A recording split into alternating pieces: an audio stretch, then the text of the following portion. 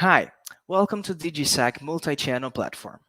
My name is Augusto. In this video, I will teach you how to perform the first access in your platform and what are the initial settings that needed to be performed so you can already start communicating to your customers. Here on this video, I will teach you how to make your first access, how to create departments, connections, roles, users, how to operate your chats, and how to get some specified reports. First, we need to log in the platform using the credentials given to you by our commercial team.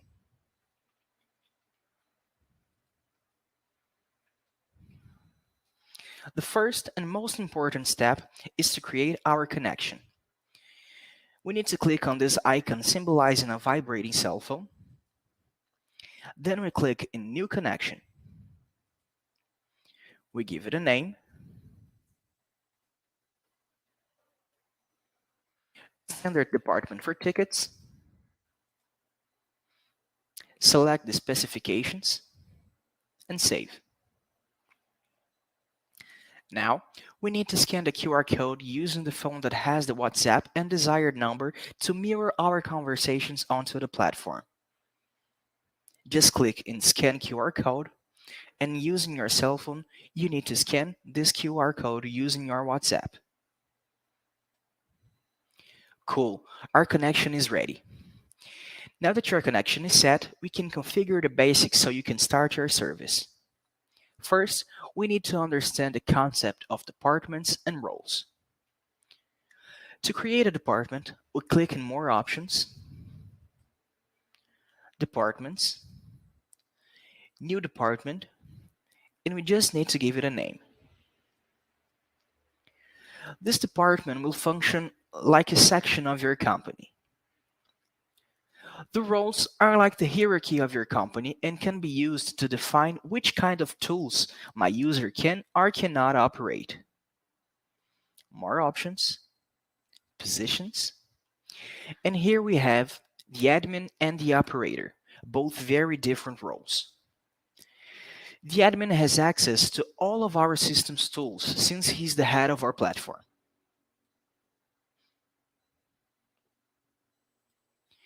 The operator, on the other hand, has access only to the operational section of your platform, like customer management and the use of your chat.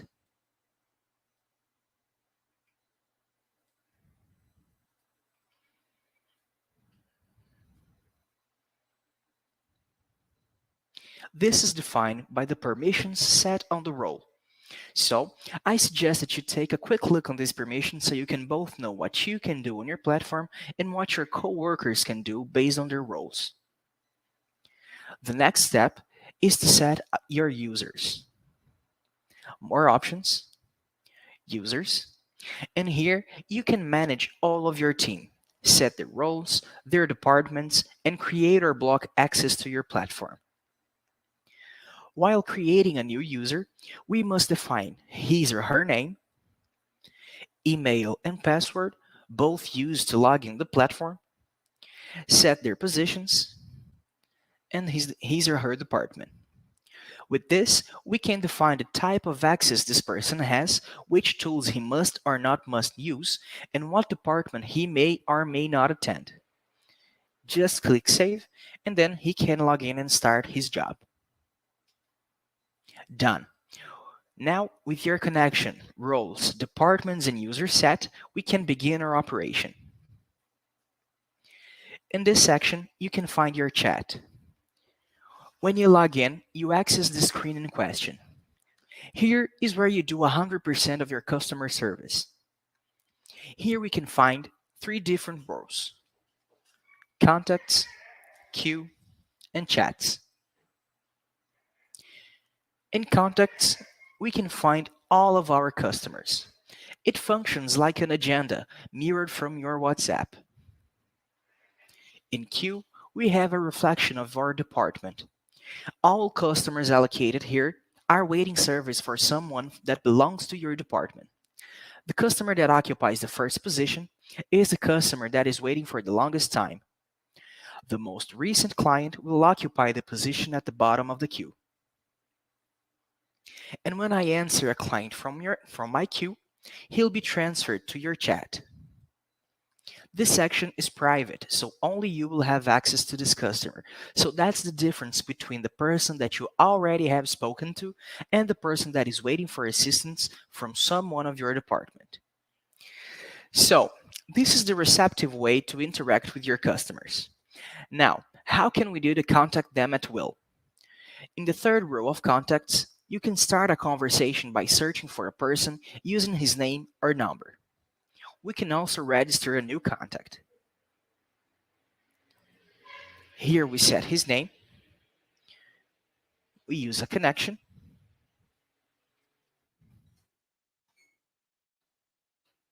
type his number,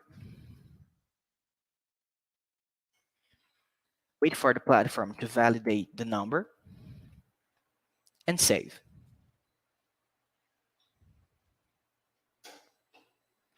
Now, we must click in Open Ticket in this button on the bottom of their screen.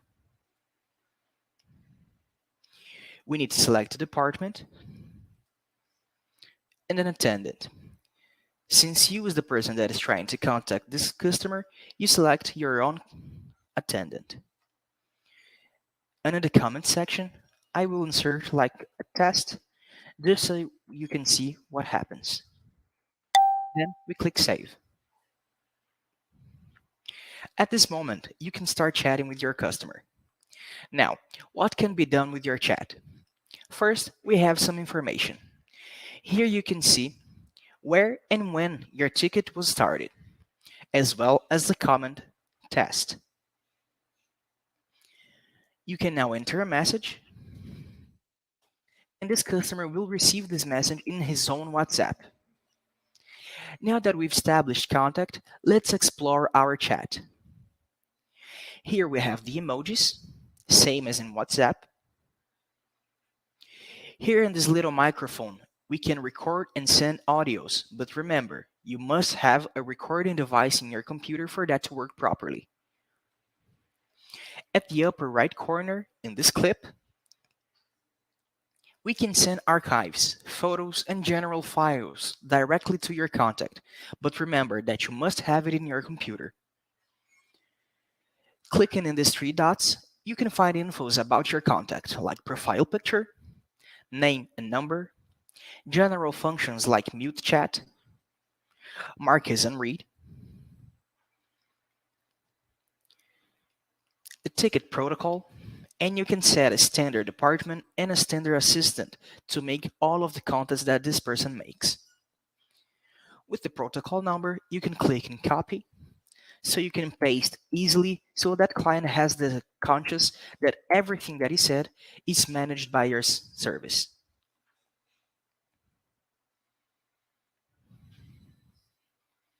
This protocol number can be used to manage every ticket from each contact. Here in this arrow forming a clock, we can find the ticket history for this specific contact. Here you have all sorts of variables clicking in display filters that you can set for more specific reports, and one of these variables is the protocol number. Here we can insert the protocol number previously copied and apply filters. So we have that ticket in question. Accessing this protocol, we can find the conversation and also have the possibility to export an TXT and PDF file for this ticket.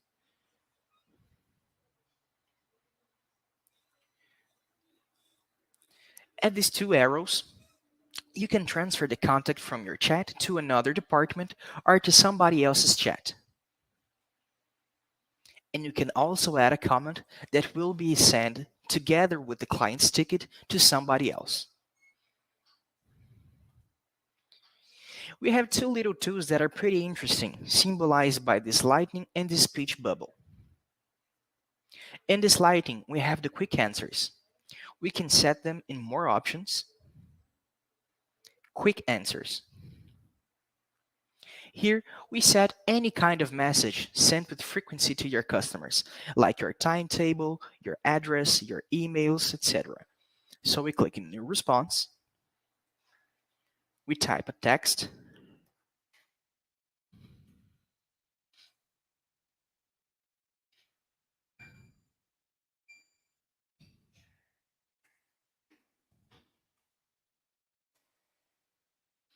And here we set which departments can have access to this answer.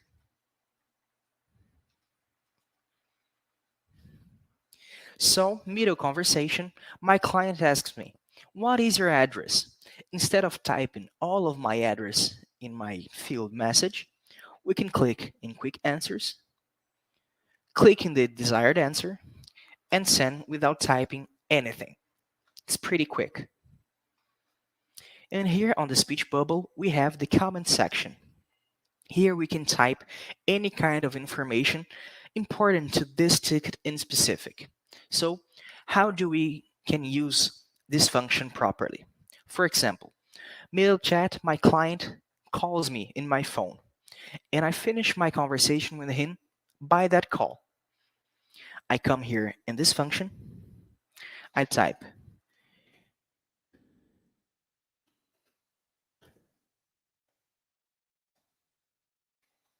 we finish the contact via telephone. Here's what we discussed. And then we make little topics. This message will not be sent to your contact. This will be saved and can be seen using your history. This yellow comment can also be checked in the ticket history. The only one who can see this information will be your client. And last but not least, we can close this ticket. But first, let me show you about the ticket subject. The ticket subject will be like a parameter used to close every ticket that we have. So this can be sell,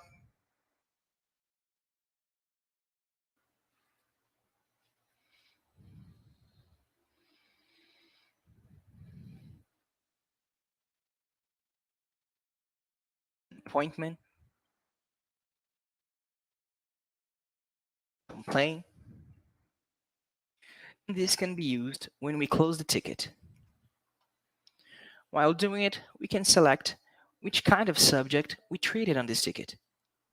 So for example, we made an appointment. And at the service summary, we can type what we treated with our client more detailed.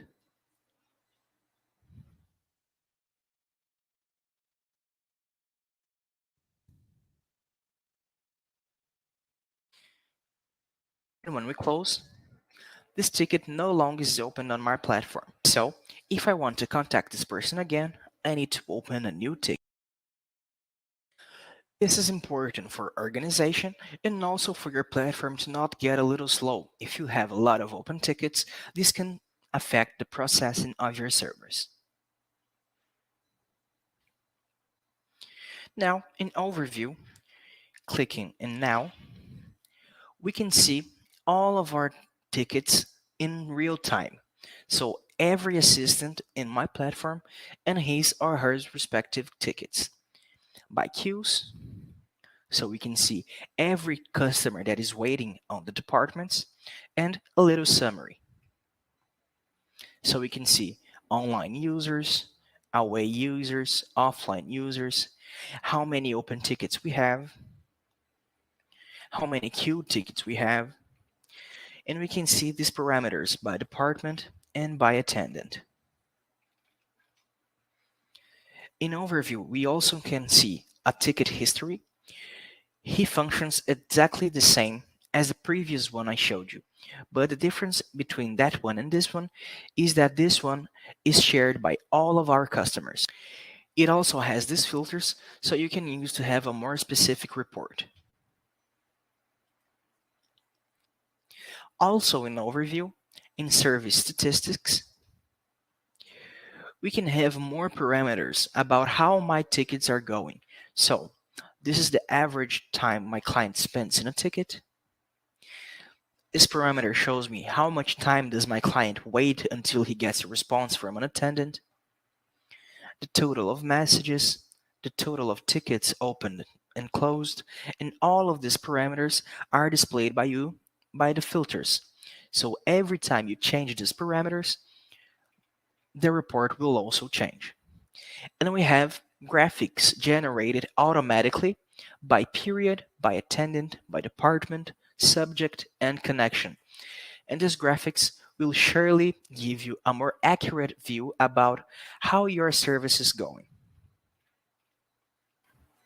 So, this is the very basic of our platform. What you need to do to start your customer service. I hope that I could clarify your initial doubts, but rest assured that soon we will have more complex trainings for you to increment your service and fly by the competition.